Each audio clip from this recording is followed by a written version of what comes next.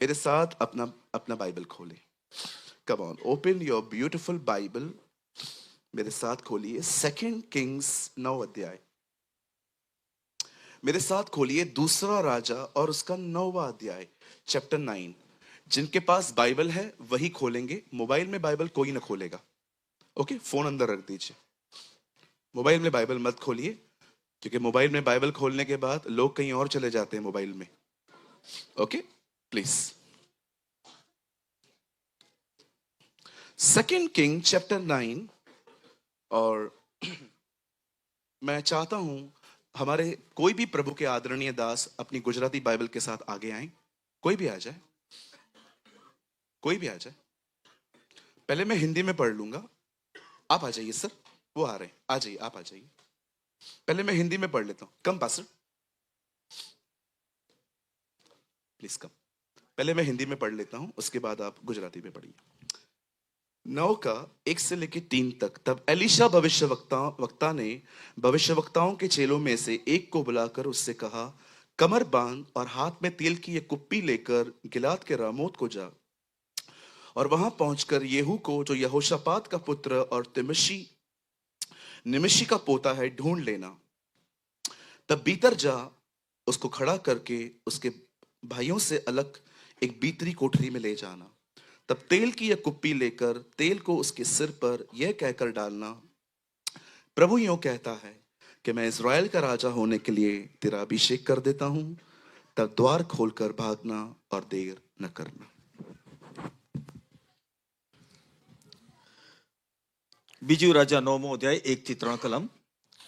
એલીશા પ્રબોધકે પ્રબોધકોના પુત્રોમાંના એકને બોલાવીને તેને કહ્યું કે તારી કમર બાંધ ને તારા હાથમાં આ તેલની સીસી લઈને રામોથ ગિલિયાદ જા. ત્યાં જઈને નિમશીના દીકરા યહોશાફાટના દીકરા યેહૂને શોધી કાઢજે ને અંદર જઈને તેને તેના ભાઈઓમાંથી ઉઠાડીને અંદરની ઓરડીમાં તેને લઈ જજે. પછી તેલની સીસી લઈને તેના માથા પર રેડજે ને કહેજે કે યહોવા એમ કહે છે કે મેં તને ઇસ્રાએલ પર રાજા તરીકે અભિષિક્ત કર્યો છે. પછી બારણું ઉઘાડીને નાસી આવજે, વિલંબ કરીશ માં. आइए, मैं चाहता हूं आप सब सामने देखें। Look at me.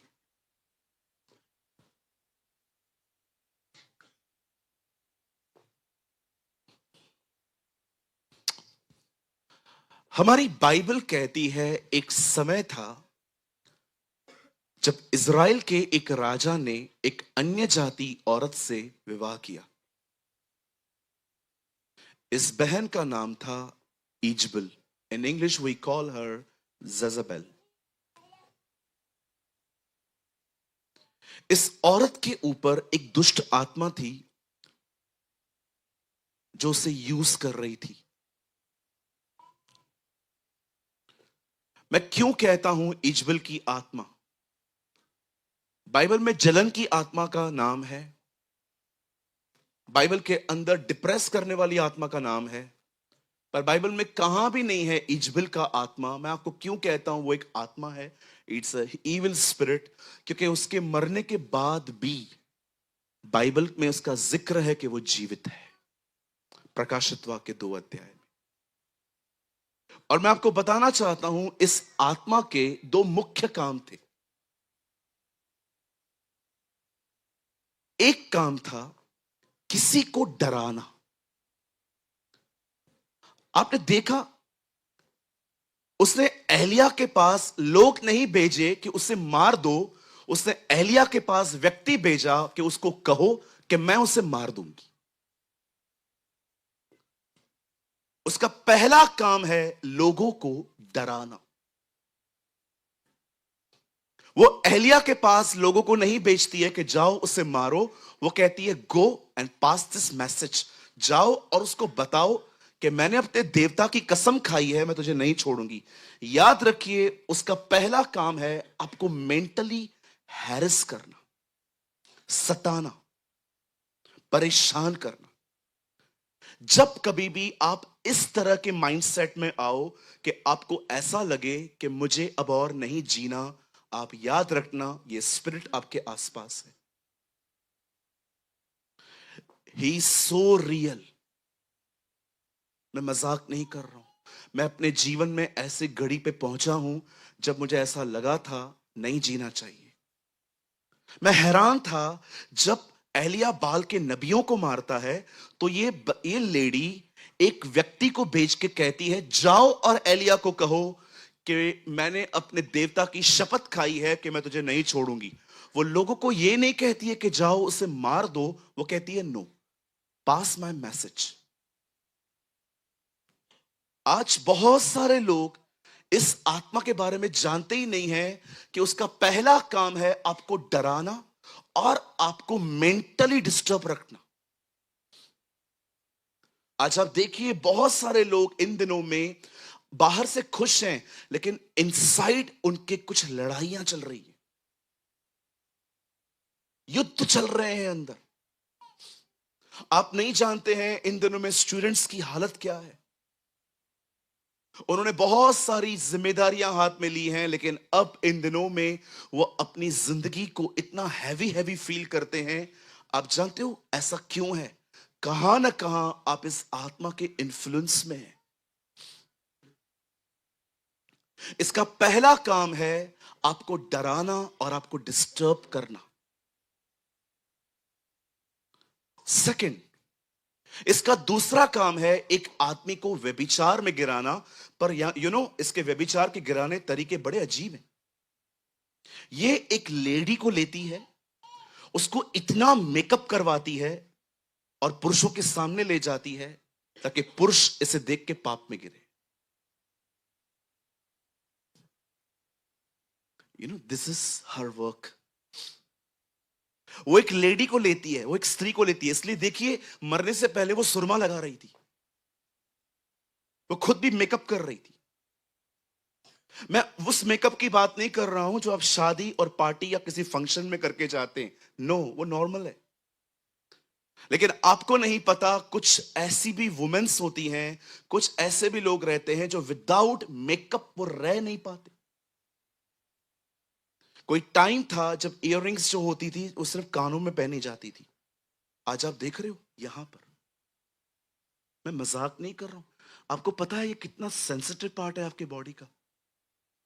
यहां बैली बटन में, यहां पर। कौन सिखाता है इन्हें ये सब? आप कुछ लोगों को देखते हो पूरे बॉडी पे टैटू से। कौन टीच कर रहा है ये सब? याद रखिए, प्रभु नहीं दिखता, प्रभु के काम दिखते हैं। यह भी याद रखिए, दुष्ट आत्माएं नहीं दिखती, उनके काम दिखते हैं। शैतान, बिली ग्राहम ने कहा, ये वे दिन हैं कि शैतान हर जगह पर है पर दिखाई किधर भी नहीं दे रहा। हर जगह पे उसका काम है लेकिन फिर भी छुपा हुआ है। एक टाइम था, मैं अपने लाइफ में स्टमक इश्यूज से बहुत प्रॉब्लम, मेरे पेट में कुछ तकलीफें थी। लिटरली मुझे इतनी तकलीफ होती थी, एक दिन मैंने खुदा को फ्रस्ट्रेट होकर कहा, मुझे जीना ही नहीं है अगर इतना पेन होगा तो मुझे। आज मैं समझ पाता हूं कि मेरे साथ क्या हो रहा है। आज मैं आपसे पूछना चाहता हूं, कहीं आप तो इस स्पिरिट के इन्फ्लुएंस में नहीं है? पूरे इज़राइल को आपने देखा, इसने एलिया की हालत क्या कर दी। और प्रभु भी महान है। एलिया इससे डरकर मौत मांगने लगा। लिखा है वो किसी जुनिफर ट्री के सामने बैठा और खुदा को कहने लगा, खुदा मुझे उठा ले, मैं बहुत तंग हूं। जो मौत मांग रहा था, प्रभु ने उसे आज तक जिंदा रखा है। God is amazing. ओके, मौत मत मांगो, सदा जीवित छोड़ देगा वो तुम्हें, कभी मरोगे ही नहीं। जो मौत मांग रहा था, खुदा ने उसे आज तक जीवित रखा है। हमारी बाइबल कहती है 3 लोग जिंदा उठाए गए हैं, हनोक, एलिया, हमारे प्रभु यीशु मसीह। आने वाले दिनों में करोड़ों उठाए जाएंगे। हाँ बिल्कुल, आप भी जाएंगे। मैं तो जाऊंगा ही जाऊंगा, आप भी चलो। नाउ लिसन, जब परमेश्वर ने इस आत्मा को इस लेडी के ऊपर देखा, खुदा ने एलिया को खड़ा किया. God raised Tishbite Elijah. लेकिन हम जानते हैं एलिया भी डर गया इससे, और एलीशा की मिनिस्ट्री एलीशा को मिल गई. अब एलीशा अपनी सेवकाई में प्रभु की अगुवाई से एक बंदे को ढूंढ रहा है जो उस लेडी को खत्म करेगा. और जानते हो उस आदमी का नाम क्या था? येहू. इंग्लिश में उसे जेहू कहते हैं.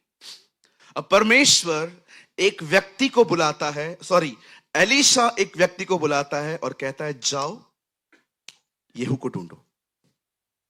अब मैं आपको एक खूबसूरत तरीका बताता हूं. देखो परमेश्वर एक आदमी को पवित्र आत्मा से कैसे भरता है ताकि वो शैतान के कामों को अपने जीवन में और चर्च के अंदर वाले जो लोग हैं उनके जीवन में खत्म कर पाए. लिसन,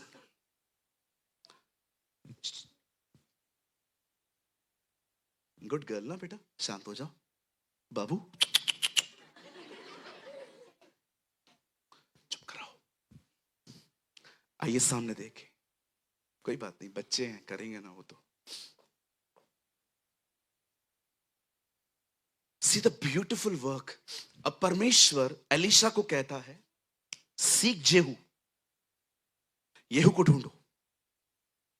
और एलीशा एक व्यक्ति को बुलाता है, कहता है जाओ और येहू को ढूंढो.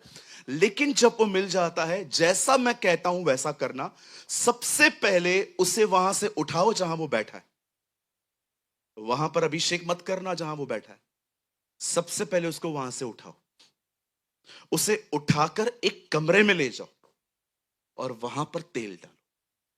अब मैं जब इसे पढ़ रहा था, खुदा कभी कभी अमेजिंग वर्क करता है. एक दिन परमेश्वर यिर्मयाह से बात कहता है, कुमार के घर पे जा, वहां मैं तुझसे बातें करूंगा. प्रभु आप ऑलरेडी कर रहे हो, इधर ही करो ना. नो, वहां जा. और जब वो वहां जाता है कुम्हार के घर पे, और एक कुम्हार मटका बना रहा था, वो उससे लेता है और इजरायलियों के सामने जाके उसे तोड़ देता है. इजरायली कहते हैं ये क्या कर दिया तूने, मटका क्यों तोड़ा? पश्चाताप करो, नहीं तो प्रभु तुम्हें ऐसे तोड़ेगा. Oh what a man of God. कभी कभी खुदा अमेजिंग वे में बात करता है. अब परमेश्वर उससे कहता है लिसन, जब वो बंदा मिल जाए ना, उसके ऊपर तेल वहीं मत उंडेलना, उसको पहले वहां से अलग कर. Now listen to me. मैं 3 चीजें आपको टीच करना चाहता हूं सिर्फ आने वाले 10-15-20 मिनट में. आइए सब सामने देखिए. अगर आप में से यहां कोई भी है जो पवित्र आत्मा से भर के जिंदगी जीना चाहता है. क्यों पवित्र आत्मा से भरना जरूरी है सूरज भाई? Yes, it's very important. मैं आपको बताता हूं क्यों पवित्र आत्मा से भरना जरूरी है. सुनिए, आपको कैसे पता चलता है कि इस भाई और बहन के अंदर जलन है? They are filled with jealousy. मैं आपको बताता हूं. जिस आदमी में जलन होती है ना, वो आदमी कभी भी किसी की बड़ाई नहीं सुन पाता. वो किसी की भी उन्नति में सेलिब्रेट नहीं कर पाता. हमेशा याद रखिए, जलन वाला व्यक्ति किसी को भी ऊंचा उठते देखकर खुश नहीं होता, कभी भी नहीं. आप उसके सामने कहो अरे यार ये क्या बढ़ रहा है ना, आप उसकी शक्ल देखो, मैं नहीं बढ़ रहा हूं क्या? देखो इतनी तकलीफ क्यों हो रही है? Because you are filled with jealousy. जलन वाला व्यक्ति कभी किसी को ऊंचा उठते देखकर बर्दाश्त नहीं कर पाता, उसे बड़ी तकलीफ होती है. और याद रखो, इन लोगों से डरने की भी जरूरत नहीं है. जब कोई आपकी कामयाबी को नहीं रोक पाता है ना, वो फिर आपका नाम खराब करना शुरू करते. नहीं नहीं मत जाओ इधर, ये तो गलत आदमी है, ये है वो है. एक्चुअली आप उसकी बुराई नहीं कर रहे हो, आप खुद को बता रहे हो आप कैसे हो. और जो भी लोग आपसे जलें, आज रात को यहां से मीटिंग के बाद रसगुल्ले, गुलाब जामुन और क्या क्या खाते हैं आप लोग, सब लेके जाओ और घर जाके पूरा प्लेट सजा के खाओ और खुदा से कहो शुक्र है कोई तो मुझे देख रहा है. क्योंकि जो आपसे जले, इसका मतलब उसने आपको बहुत ध्यान से देखा हालेलुया। जलन वाले व्यक्ति को ऐसे पहचाना जाता है। अब मैं आपको बताता हूं गुस्से वाले व्यक्ति को कैसे पहचाना जाता है। गुस्से वाला व्यक्ति है ना, व्हाट इज एंगर? गुस्सा होता क्या है? Anger means disrespectful behaviour. एक ऐसा बिहेवियर जिसमें किसी की इज्जत नहीं है। कैसे हम बात करते हैं ना कभी कभी गुस्से में, जा पानी लेकर आ, जा लेके आना, जाना। ऐसे कौन बात करता है यार? ये बात अलग है, चर्च के अंदर सब हम्बिल होते हैं। आप चर्च के अंदर देखो, बहुत लोग नम्र होते हैं। आप उनके ऊपर गरम गरम चाय भी गिरा दो, कुछ नहीं बोलेंगे आपको। आप उनके ऊपर चाय गिर जाए, बोले कुछ नहीं है, और गिरा। लेकिन घर के अंदर ठंडा पानी भी इनके ऊपर गिराओ,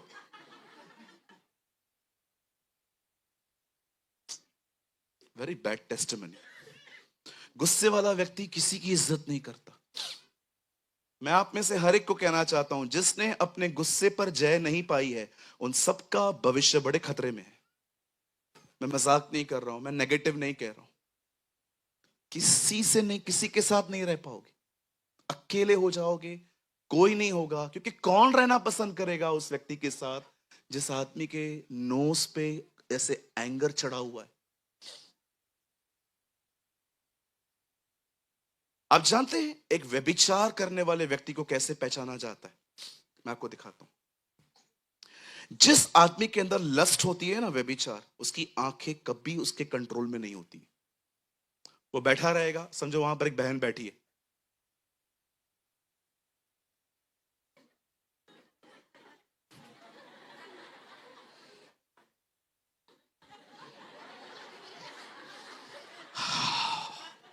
दिख रहे हो, आंखें वश में नहीं आ रही हैं। व्यभिचार होगा, व्यभिचार जिंदगी चलाएगा। गुस्सा होगा, गुस्सा जिंदगी चलाएगा। जलन भरी होगी, जलन आगे ले जाएगी। पवित्र आत्मा से भरे रहोगे, पवित्र आत्मा चलाएगा। ये कारण है हम में से हर एक को पवित्र आत्मा से भरना जरूरी है, क्योंकि पवित्र आत्मा से भरे हुए नहीं रहोगे, कोई और तुम्हारी जिंदगी चलाएगा। परमेश्वर आदम को कहता है, जिस दिन तू ये फल खाएगा उस दिन तू मरेगा।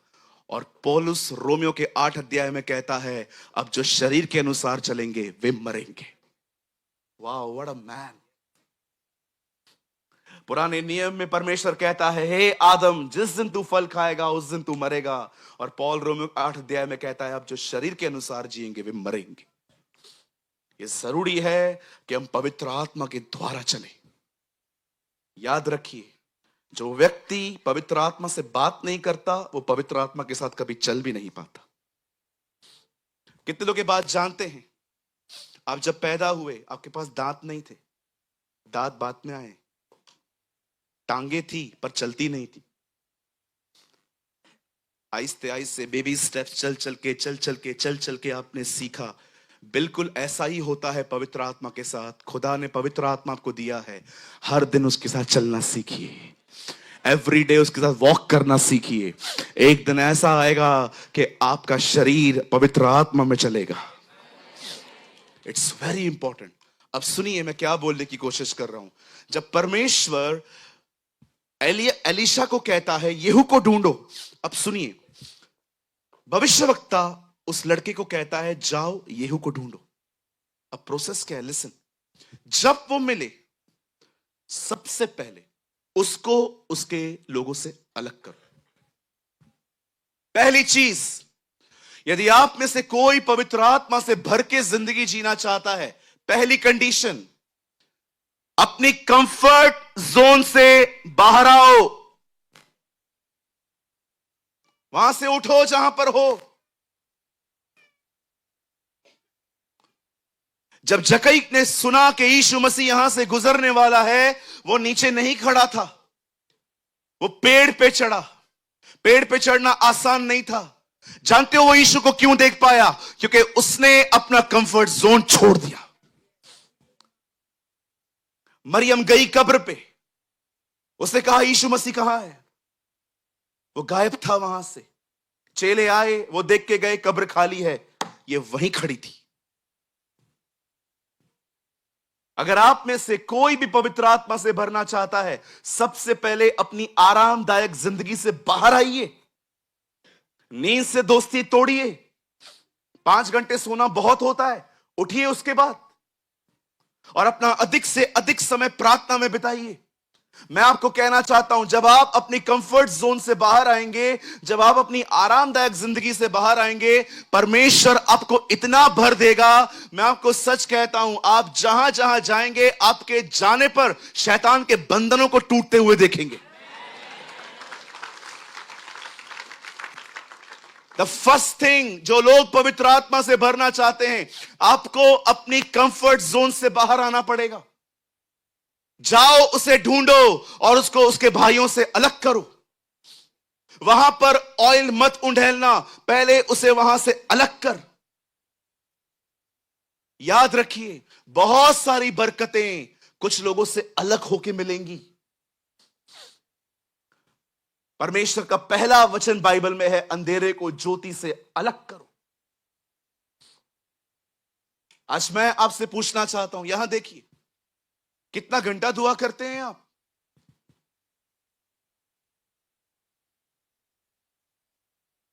बोलिए। इंस्टाग्राम पे तो आप दिन में कम से कम 50 बार जाते। एक सब्सक्राइबर बढ़ेगा, सारा दिन खुश रहते हैं, एक आदमी ने मेरे को फॉलो किया। होल डे फेसबुक पे बैठे रहेंगे, व्हाट्सएप पे बैठे रहेंगे। खुदा के साथ कितना टाइम बिताते हैं? यू नो, समटाइम्स डिजायर और एक्शंस बहुत अलग होते हैं।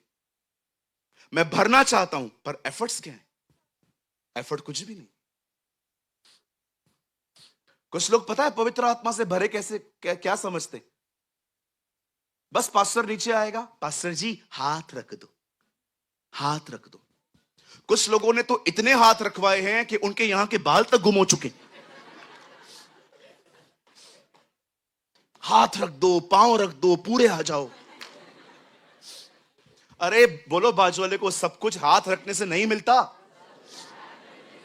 नहीं पास्टर जी, हाथ रखो, उपवास आप करो, भूखे आप मरो, बाइबल आप पढ़ो, हम पे सिर्फ हाथ रख दो, हम पैसे भी दे देंगे आपको। 25 बोलो, 50 बोल दो, हाथ रख दो।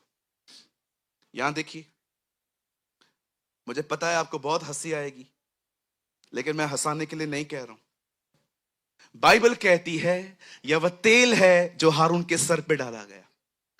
सर कौन है कलीसिया का? जीसस। बाइबल कहती है ऑयल किस पे आया है? सर पे के हाथ पे? कहता है, बाइबल कहती है यह वह तेल है जो हारून के सर पे डाला गया। सबसे पहले ऑयल सर पे आया है, उसके बाद लिखा है, बाइबल कहती है, और यह तेल उसकी दाढ़ी से बह निकला। कहिए दाढ़ी। जिनके पास दाढ़ी है ऐसे करो, है थोड़ा बहुत तो है ना, करो ना। वही बहनों को नहीं आती है फिर भी करो, करूं प्रार्थना करूं, दाढ़ी है आपको। कैसे लगेगी ना बहने दाढ़ी पे? बाइबल कहती है यह वह तेल है जो हारून के सर पे डाला गया और दाढ़ी पे बह निकला। लिसन, अभिषेक यीशु के पास है और उसके बाद ये अभिषेक दाढ़ी पर आएगा। दाढ़ी किन्हें होती है? जो लोग बड़े हैं। Anointing for the mature people. अभिषेक बच्चों का नहीं है। पास्टर जी बच्चे कौन होते हैं? बच्चे ये हैं जो आज भी मीटिंग के बाद सारा सारा दिन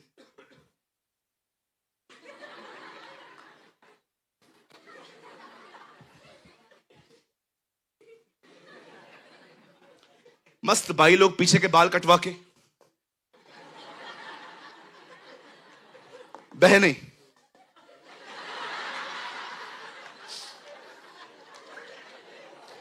एक बहन ऐसे मुझे लगा इनको पोलियो है। ये बच्चे हैं, बच्चों के लिए अभिषेक नहीं है, अभिषेक मैच्योर लोगों के लिए है। जो लोग फोटोज में नहीं है, दुआओं में है, जो खुदा के पाक कलाम में है, जो उपवासों में है, अभिषेक उन लोगों के लिए है। मेरे भाइयों, अभिषेक उन लोगों को मिलेगा जो इजबेल के खानदान को खत्म करना चाहते।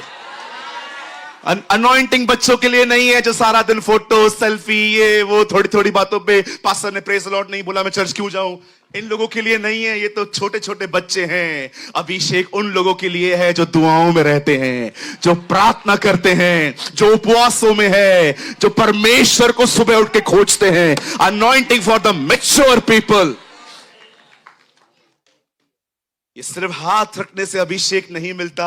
बाइबल कहती है अभिषेक सर पे आया है, उसके बाद दाढ़ी पे आएगा, उसके बाद लिखा है वो कोर वो वस्त्र पर बहेगा, उसके बाद कलीसिया में आएगा। डोंट बिलीव कि सिर्फ अनॉइंटिंग जो होती है, मैं बिलीव करता हूं हाथ रखवाने पर। मैं आज भी किसी प्रभु के दास को देखता हूं जो अभिषिक्त है, मैं सबसे हाथ नहीं रखवाता ऑनेस्टली। कुछ लोग तो मैंने ऐसे भी देखे जब वो आते हैं ना, हाथ रखते रखते मैं चला जाता हूं, मुझे नहीं चाहिए इसका हाथ। हाँ बिल्कुल, बंदा इधर हाथ रख रहा है, बाहर जाके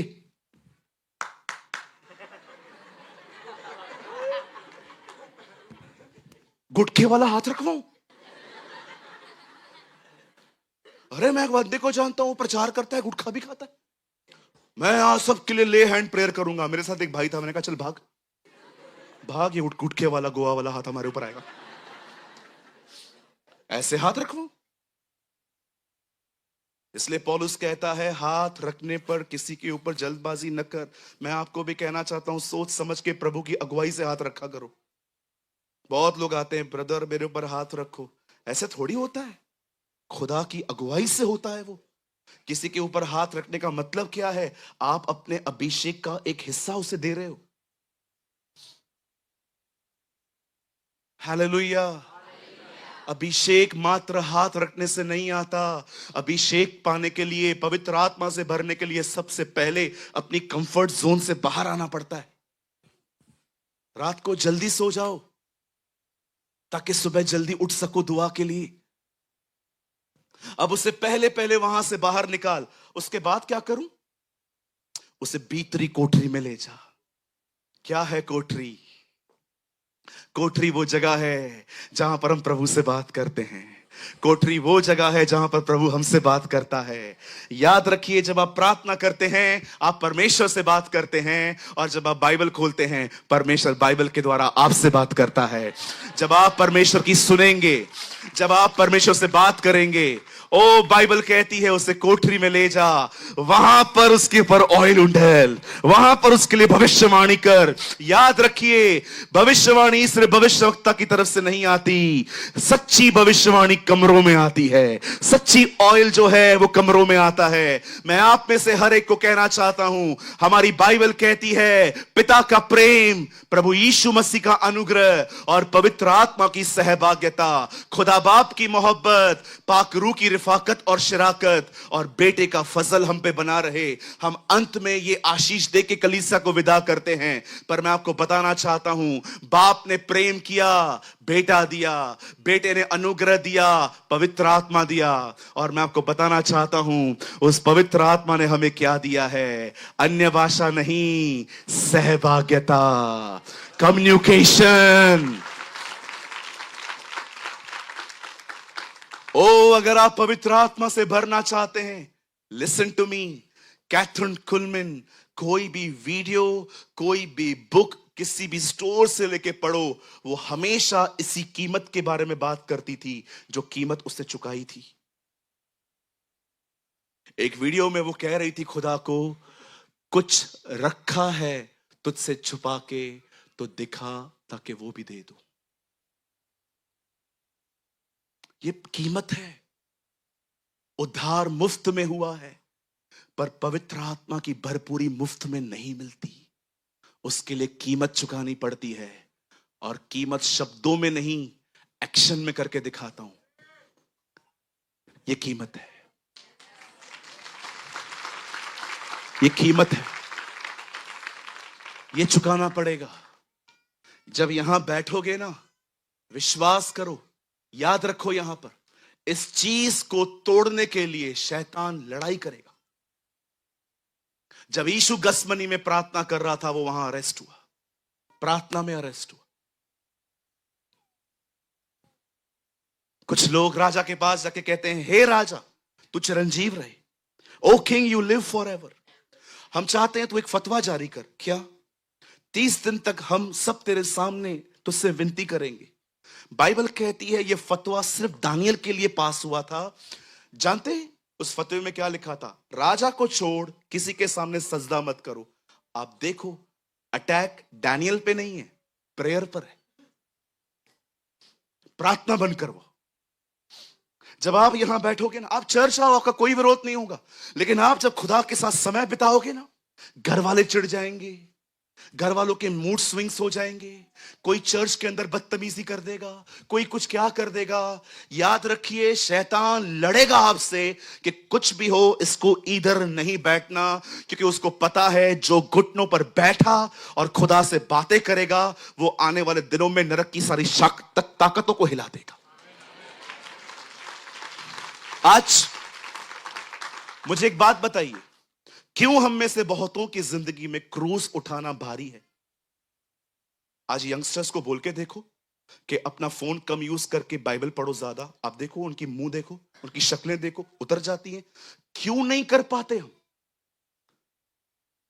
आज बहुत सारी बहनों को आप बोल के देखो, शांत रहिए, उनके मुंह उतर जाते।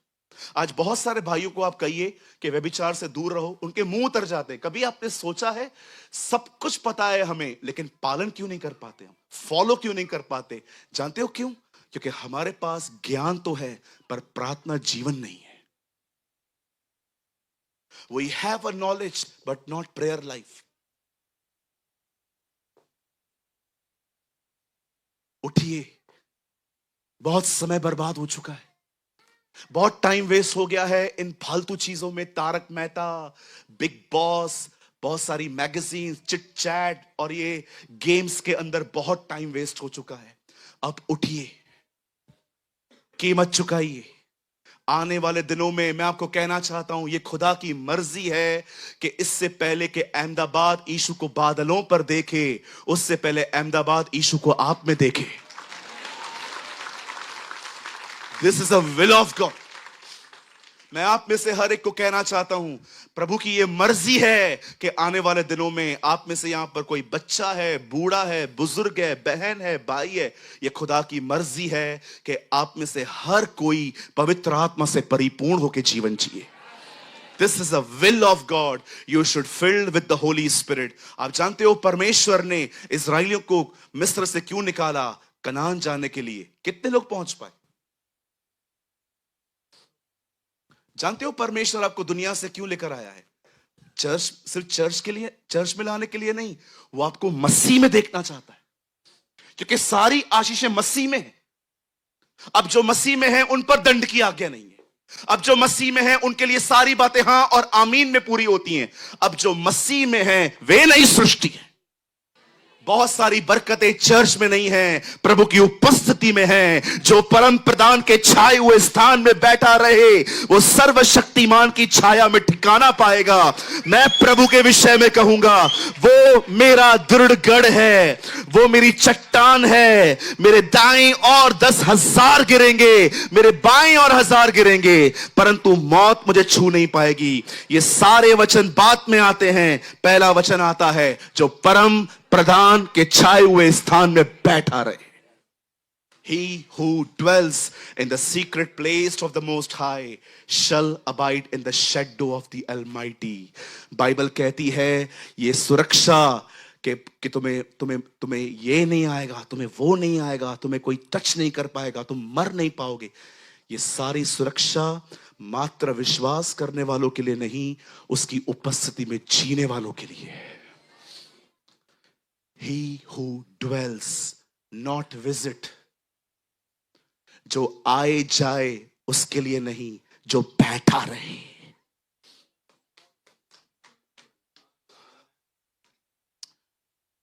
Jesus be the praise. Bible नहीं कहती कि वहां ऐसा लिखा है जो मेरी उपस्थिति में आए जाए। बाइबल कहती है जो बैठा रहे उसकी स्वर्ग सुरक्षा करेगा।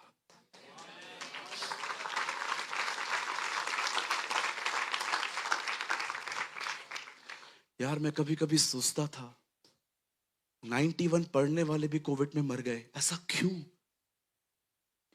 मुझे खुदा ने कहा ये भजन गलत तरीके से प्रस्तुत किया गया है। ये पूरी सुरक्षा मात्र अंगीकार करने वालों के लिए नहीं है, मेरी उपस्थिति में जीने वालों के लिए है। He who dwells, not visit, जो आए जाए नहीं, जो बैठा रहे। जब आप उसकी उपस्थिति में बैठेंगे, जानते हो इस भजन का आखिरी वचन क्या है? मैं उसे अपना उद्धार दिखाऊंगा। यीशु मसीह जब छोटे थे, एक बूढ़े अंकल ने उसे उठाया और खुदा को देख के कहा, आज मैंने तेरा उद्धार देखा है। ये भजन स्टार्ट होता है पिता से, अंत होता है यीशु से।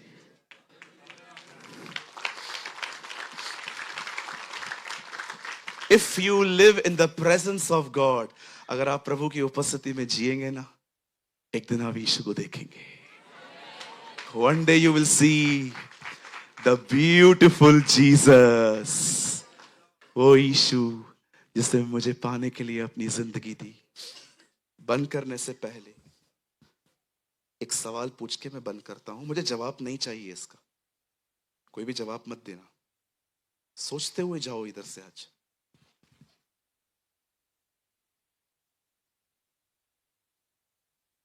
आपने पवित्र आत्मा पा लिया है,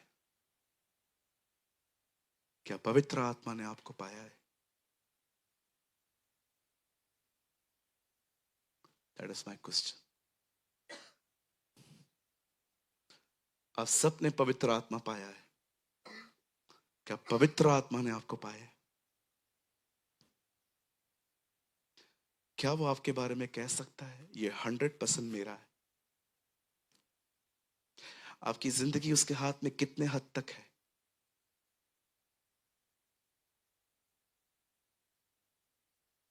आपने उसे पा लिया है, क्या उसने आपको पाया है? क्या वो आपके बारे में कह सकता है ये कपड़े मेरी इच्छा से पहनते हैं, ये बाल मेरी इच्छा से कटवाते हैं, ये अपने परिवार के अंदर मेरी मर्जी से चलते हैं, ये कलीसिया के अंदर मेरे हिसाब से चलते हैं? जब तुम प्रार्थना करो तो कहो उसका राज्य आए। क्या है उसका राज्य? राज्य का मतलब होता है आपके जीवन में वो राज्य करे, उसकी आपकी जिंदगी में चले।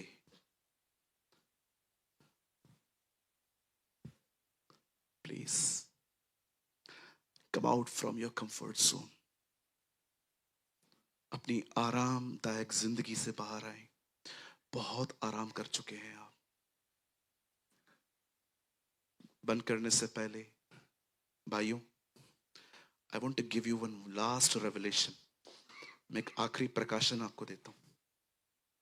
लिसन सिस्टर्स, इस बाइबल में परमेश्वर के लिए लिखा है वो नूह के साथ चलता था। इस बाइबल में लिखा है परमेश्वर अब्राहम के साथ चलता था। इस बाइबल में लिखा है परमेश्वर हनोक के साथ चलता था। आप जानते हो वहां पर यह नहीं लिखा है कि उनके साथ दौड़ता था, लिखा है चलता था। लेकिन मुझे नए नियम में एक व्यक्ति निकाल के बताइए जिसके साथ लिखा है कि वो प्रभु के साथ चला और प्रभु उसके साथ चला। एक भी नहीं मिलेगा, क्योंकि नया नियम चलने के बारे में बात नहीं करता। पौलुस कहता है मैंने अपनी दौड़ पूरी की है।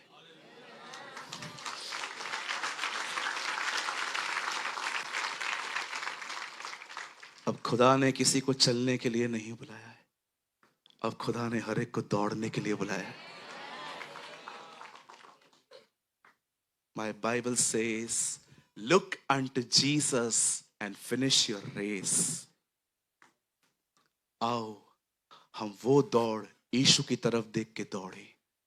हर वो पाप जो हमें पकड़े हुए हैं, हर वो चीजें जो हमको पकड़ के बैठी हैं, उन्हें छोड़ के हम वो दौड़ दौड़े जिसके लिए हम बुलाए गए। दौड़िए। हम आराम करने वाले लोगों में से नहीं होने चाहिए। मैं आपको एक होमवर्क दूं, घर जाके करोगे? ये पूरा हफ्ता पढ़ाई करो कि जब खुदा लोगों से मिलता था उस टाइम पे वो क्या करते थे। एक भी आपको नहीं मिलेगा जो घर पे सोया था। सब काम कर रहे थे। पतरस काम कर रहा था, मती काम कर रहा था, मूसा काम कर रहा था, एलिशा काम कर रहा था। परमेश्वर हमेशा आपकी मेहनत के बीच में आके आपसे बातें करेगा। जब प्रभु आदम को कहता है तू अपने बदन का पसीना बहाएगा तब ये जमीन तुझे अनाज देगी। मैं आपको कहना चाहता हूं, इस किताब के ऊपर भी पसीना बहाना सीखो। ये किताब आपको खाना देगी।